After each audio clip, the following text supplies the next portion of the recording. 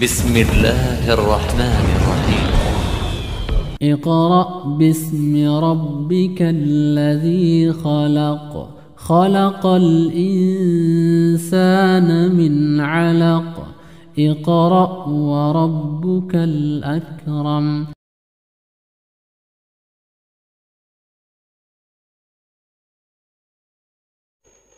Assalamualaikum warahmatullahi wabarakatuh.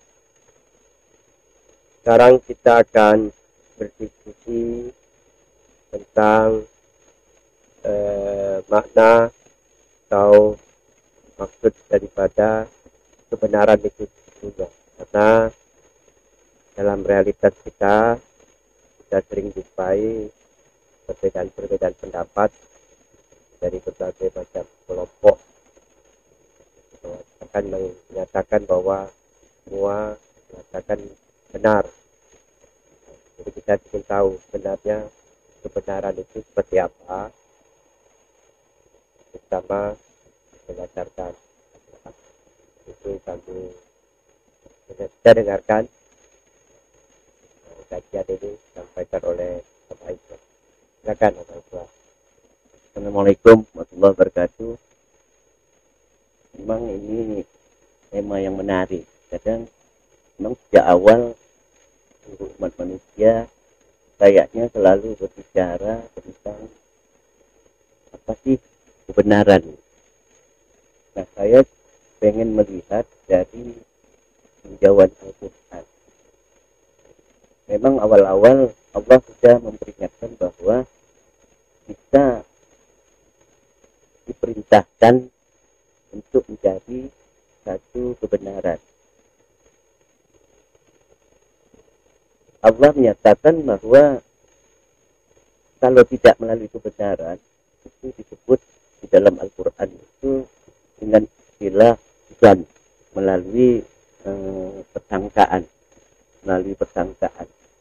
bagaimana caranya kalau kita lihat di dalam Al-Quran di An-Najmi 28 itu persangkaan itu Allah katakan tidak bermanfaat bagi ilmu pengetahuan. Innadzan la yughni minal haqqi syai'an. Nah, lalu kalau kita lihat, kalau kita pertanyakan kalau begitu bagaimana kebenaran yang sesungguhnya? Nah, sebelum itu saya pengen menyampaikan dua istilah dulu. Ini kan istilah bahasa Indonesia. Nah, di dalam bahasa Arab kita mengenal yang biasanya kita terjemahkan sebagai kebenaran itu ada dua. Ada menggunakan istilah al-haq, ada menggunakan istilah as-sahih. Nah, apa bedanya as-sahih dan al-haq ini? As-sahih ini kebenaran menurut pemikiran manusia dengan menetapkan metode-metode tertentu, dengan menetapkan ukuran-ukuran kriteria. Nah, hal-hal inilah yang dijadikan kesimpulan-kesimpulan bahwa apa yang kita pikirkan itu benar.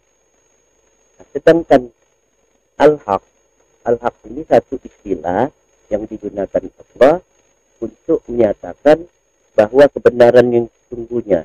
Jadi dengan perkataan sederhana, as-sahih itu kebenaran menurut pemikiran manusia, sedangkan al-haq kebenaran bagaimana yang diwahyukan oleh Allah. Nah, yang jadi pertanyaan, kalau begitu jenis apa saja yang termasuk kebenaran?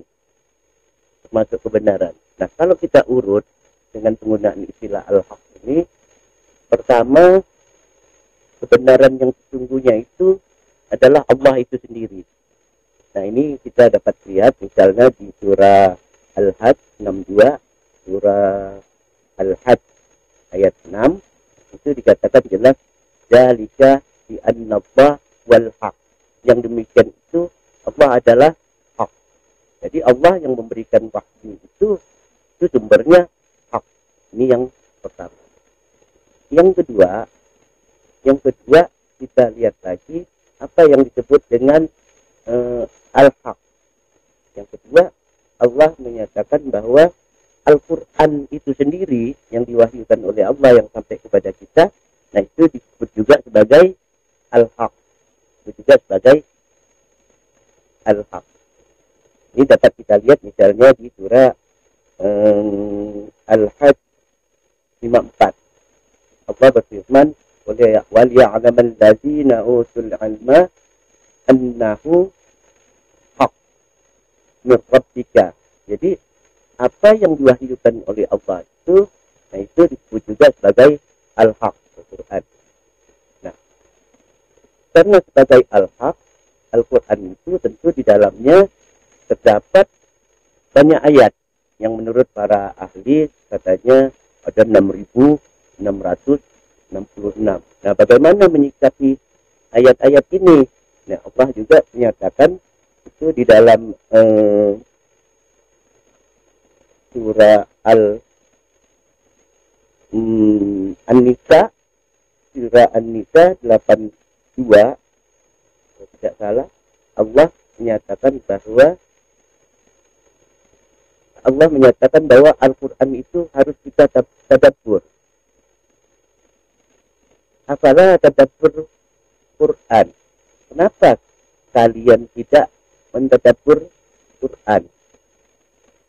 Laukana, kalau saja katanya Al-Quran itu laukana min indi khairillah, kalau Al-Quran itu bukan dari Allah, tentu kalian akan menemukan berbagai pertentangan di dalamnya.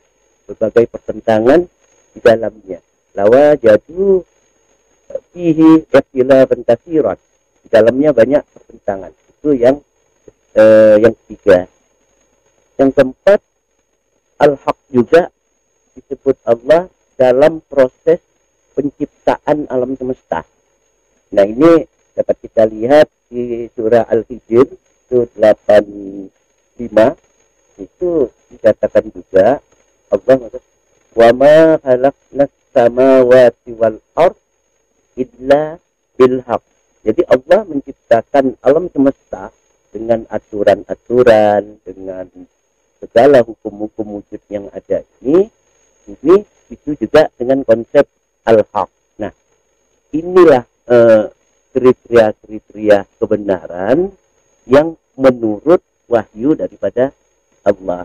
Jadi sesuai dengan apa yang ditanyakan oleh Pak Jul tadi, kalau begitu apa saja kriteria-kriteria kita untuk menentukan kebenaran?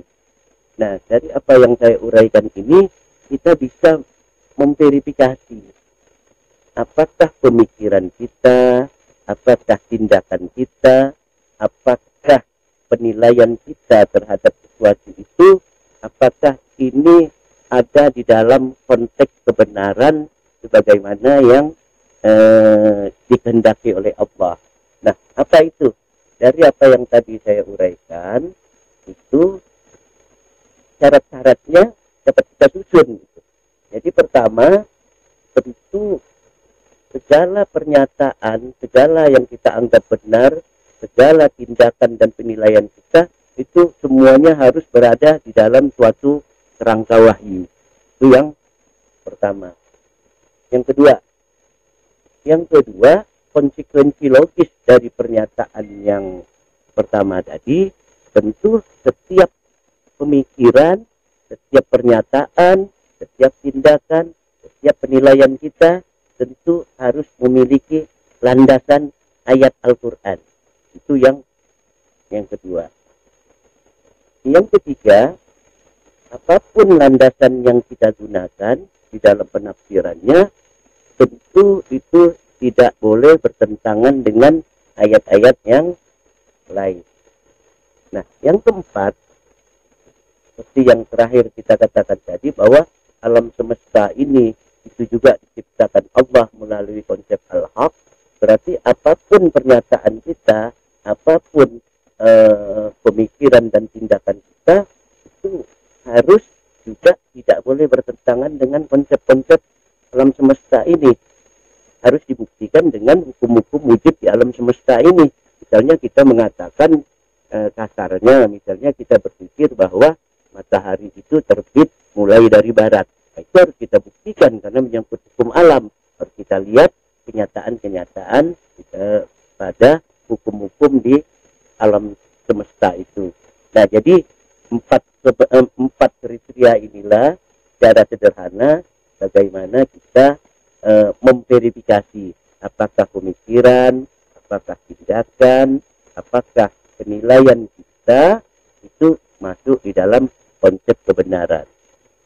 Apa yang dapat kita simpulkan dari uraian tadi, bahwa ternyata kebenaran yang sesungguhnya itu bukan berada di dalam pemikiran manusia, tapi berada di luar pemikiran manusia. Jadi hasil pemikiran manusia harus kita verifikasi melalui apa yang ada di luar pemikiran manusia.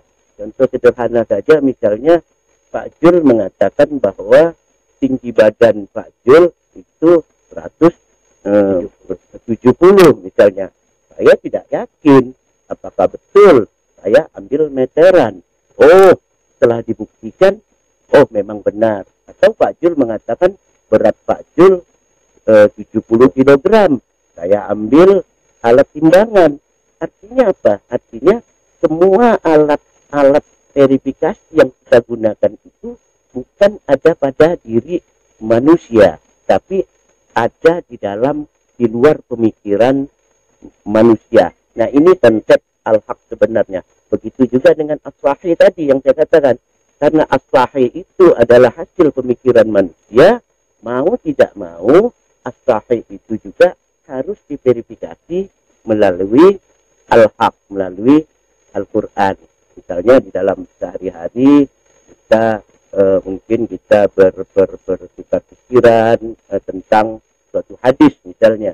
Nah, pertama harus kita lihat dulu apakah hadis-hadis yang kita bicarakan itu bertentangan dengan Al-Quran atau tidak. Nah, saya kira itu yang dapat saya sampaikan dengan pemahaman tentang apa yang disebut dengan benar atau kebenaran.